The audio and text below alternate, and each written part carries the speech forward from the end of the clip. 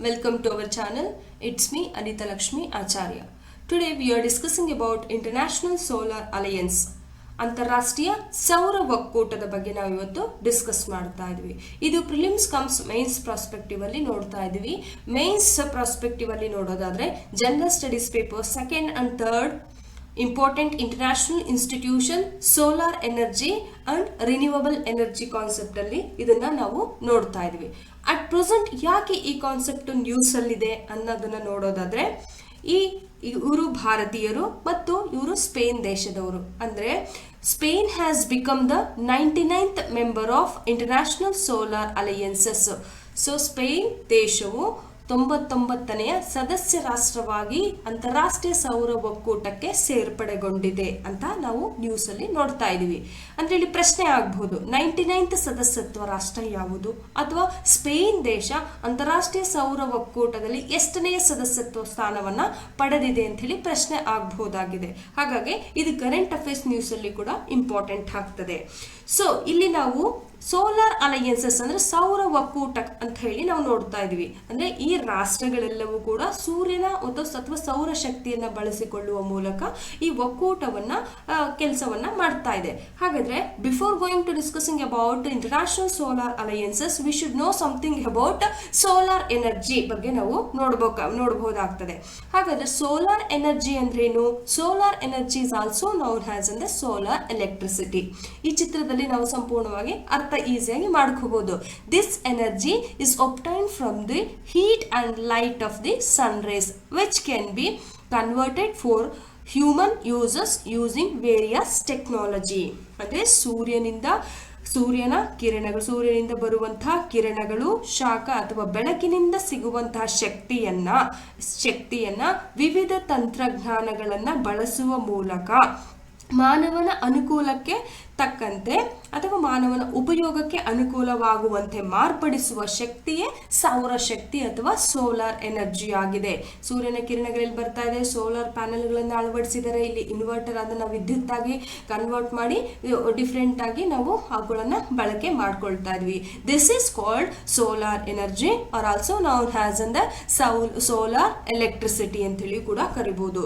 ಹಾಗಾಗಿ ಸೂರ್ಯ ಅಥವಾ solar ಎನರ್ಜಿಯನ್ನ renewable energy ಅಥವಾ ನವೀಕರಿಸಬಹುದಾದ ಸಂಪನ್ಮೂಲ ಅಂತ ಹೇಳಿ ಕೂಡ ಕರೆಯಬಹುದಾಗಿದೆ. ಹಾಗಾದ್ರೆ ಈ ಸೋಲಾರ್ ಎನರ್ಜಿ ಬಗ್ಗೆ ಈಗ ನಾವು ಅರ್ಥ ಮಾಡ್ಕೊಂಡ್ವಿ.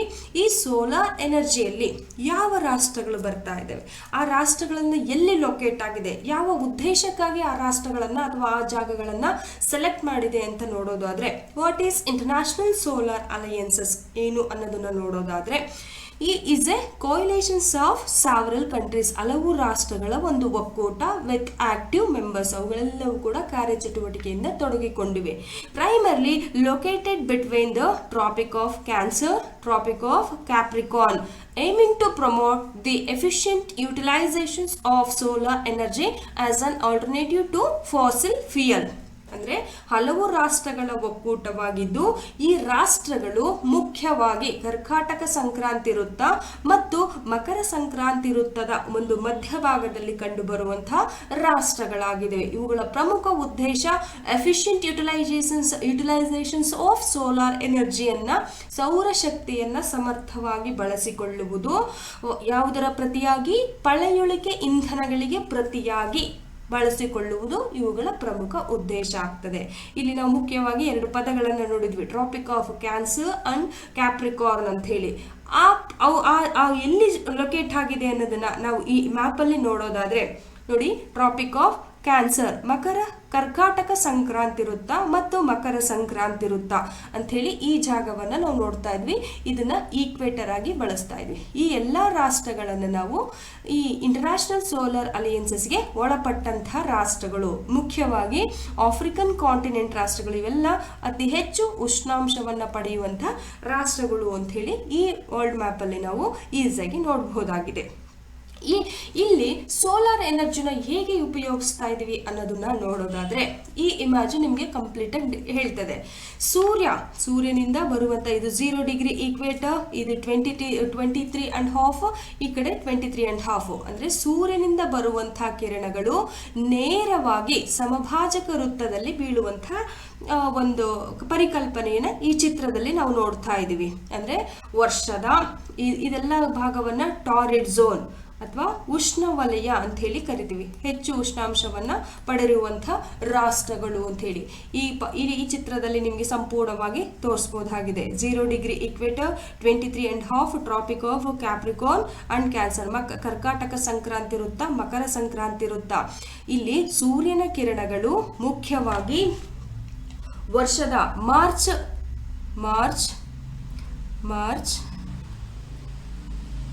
21, ಸೆಪ್ಟೆಂಬರ್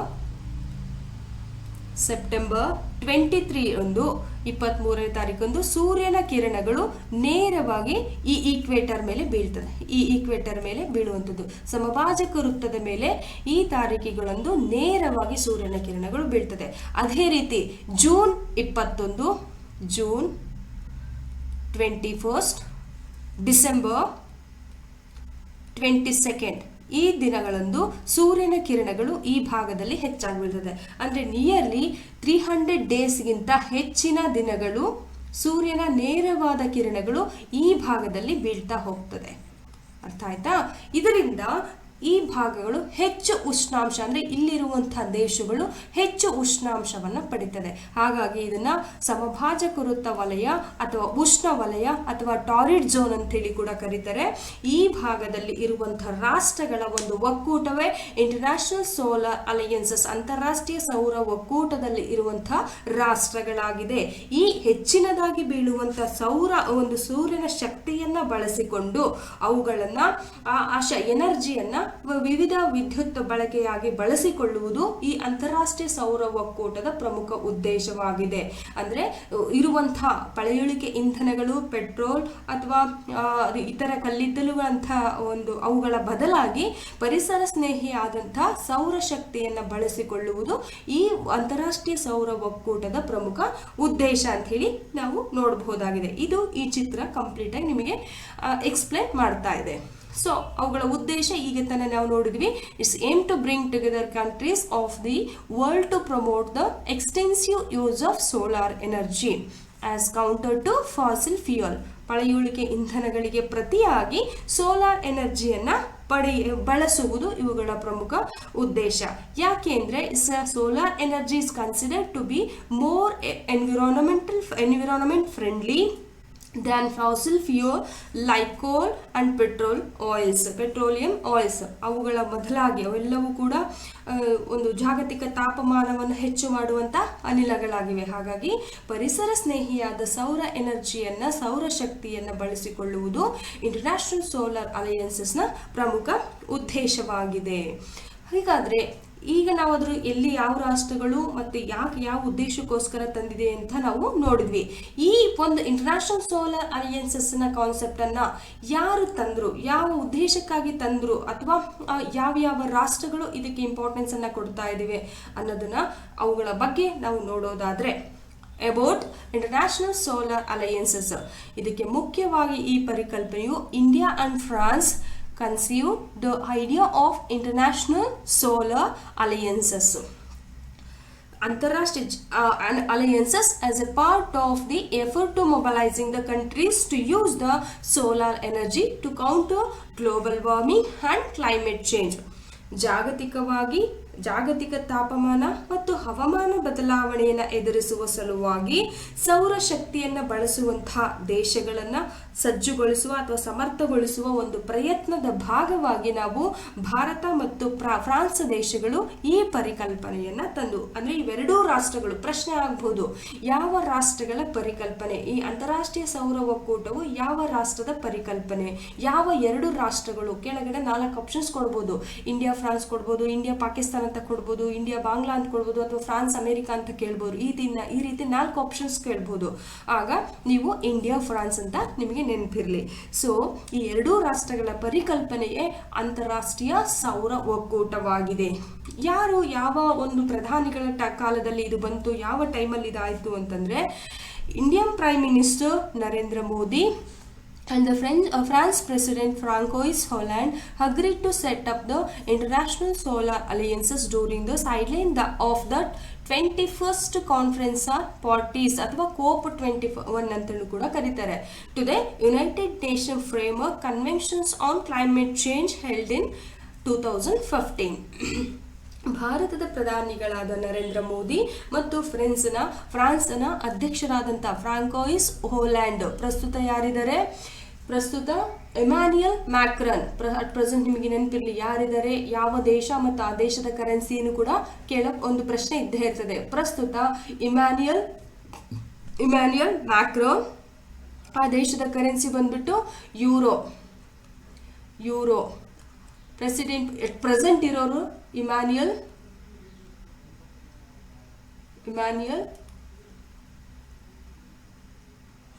ಮ್ಯಾಕ್ರಾನ್, ಅಟ್ ಪ್ರೆಸೆಂಟ್ ಹೇಳ್ತಾ ಇರೋದು ಯೂರೋ ಕರೆನ್ಸಿ. ಈ ಒಂದು ಒಕ್ಕೂಟ Indian prime minister Narendra Modi ಮತ್ತು ಫ್ರಾಂಕೋಯಿಸ್ ಹೋಲ್ಯಾಂಡ್ ಅವರು ಇವರಿಬ್ಬರು ಸೇರಿ ಈ ಒಂದು ಇಂಟರ್ನ್ಯಾಷನಲ್ ಸೋಲಾರ್ ಅಲಯನ್ಸಸ್ ಅನ್ನ ಸೆಟ್ ಮಾಡಿದ್ರು.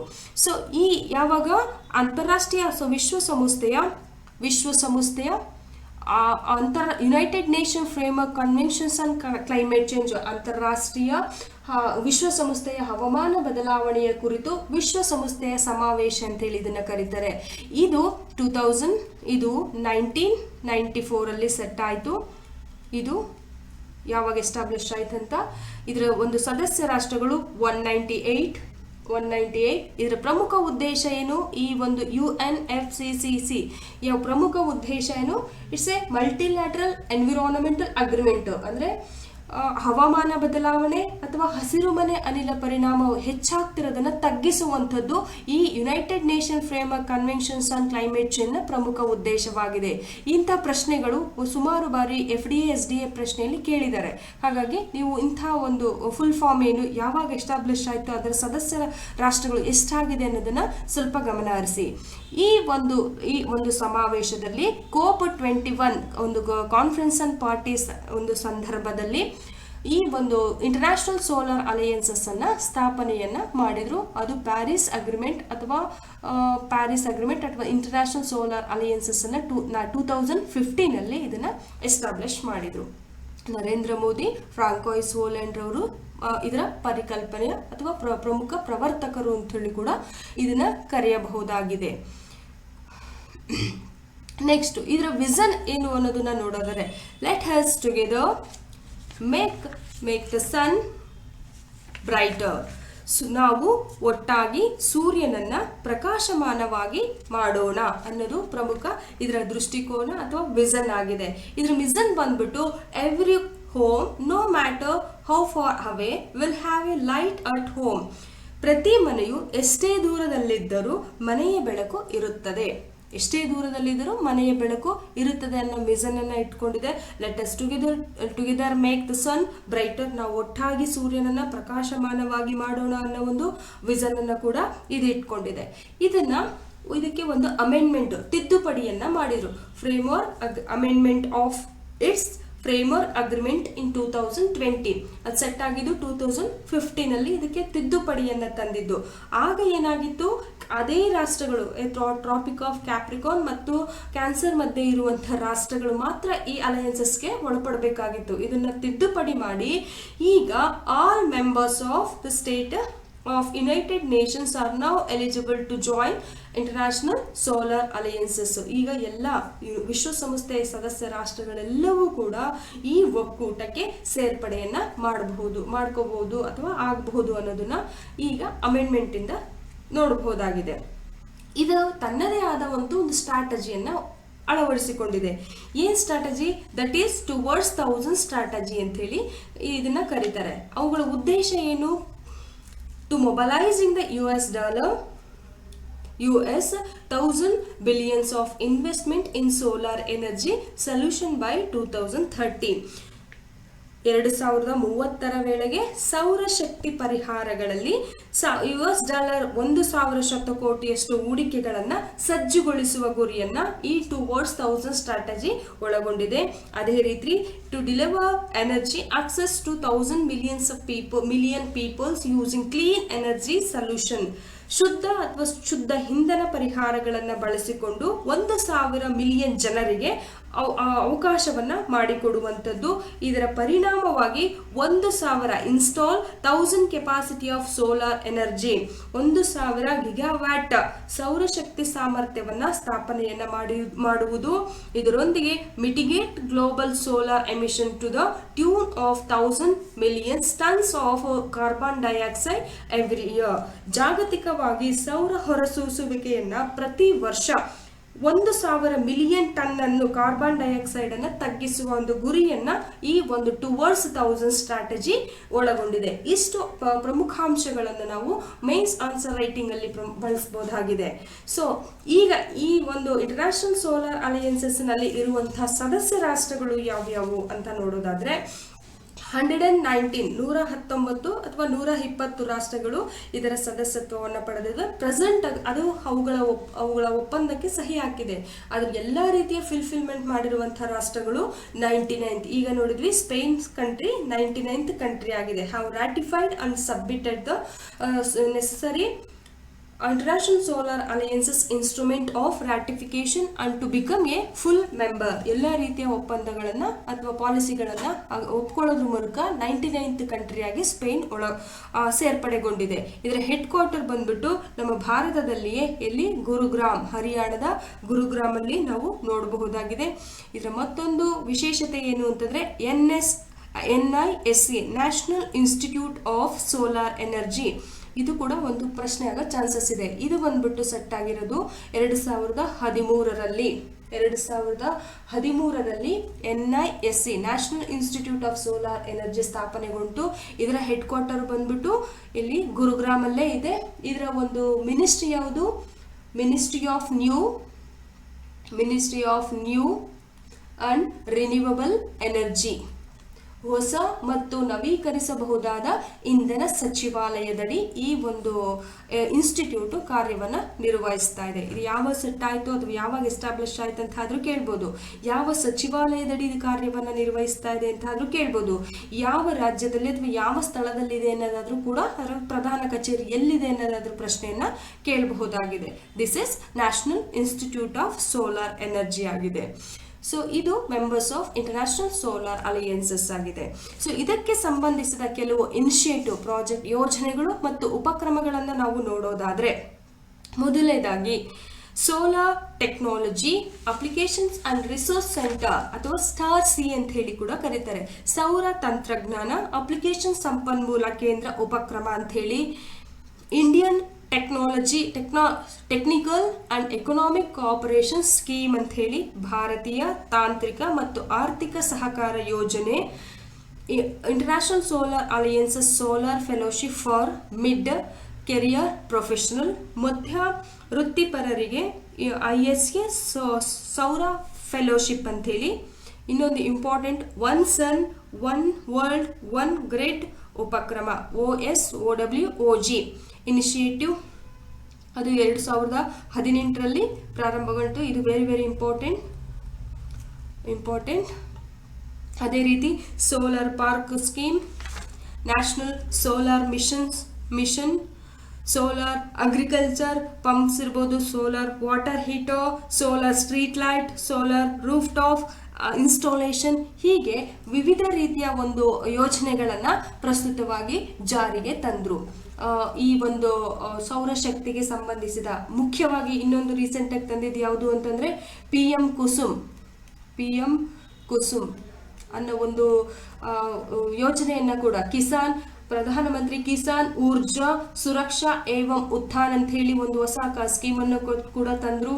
ಹೀಗೆ ಅಂತಾರಾಷ್ಟ್ರೀಯ ಸೌರ ಒಕ್ಕೂಟವನ್ನು ಜಾರಿಗೆ ತಂದರು. ಒಟ್ಟಾರೆಯಾಗಿ ನೋಡೋದಾದರೆ ಭಾರತವು 2023ರಲ್ಲಿ ಮೂರನೆಯ ಅತಿ ದೊಡ್ಡ ಸೌರಶಕ್ತಿ ಉತ್ಪಾದಕ ರಾಷ್ಟ್ರವಾಗಿ 2023ರಲ್ಲಿ ಮೂರನೆಯ ಥರ್ಡ್ ಸೌರಶಕ್ತಿ ಉತ್ಪಾದಕ ರಾಷ್ಟ್ರವಾಗಿ ನಾವು ನೋಡಬಹುದಾಗಿದೆ. ಏಕೆಂದರೆ 2015ರಿಂದ 2023ಕ್ಕೆ ಸುಮಾರು 17 ಪಟ್ಟು ಒಂದು ಪ್ರೊಡಕ್ಷನನ್ನು 17% ಅಷ್ಟು ಉತ್ಪಾದನೆಯನ್ನ ಹೆಚ್ಚು ಈ ಭಾರತವು ಸೌರಶಕ್ತಿಯನ್ನ ಉತ್ಪಾದನೆಯನ್ನ ಮಾಡ್ತಾ ಇದೆ. ಹಾಗಾಗಿ ಸೌರಶಕ್ತಿಯಲ್ಲಿ ಸಾಕಷ್ಟು ಬದಲಾವಣೆಗಳನ್ನ ಅಥವಾ ಒಂದು ಯೋಜನೆಗಳನ್ನ ಹಮ್ಮಿಕೊಳ್ಳುವ ಮೂಲಕ ಭಾರತವು 2030ರ ಒಳಗೆ ಸುಮಾರು 500 ಗಿಗಾವ್ಯಾಟ್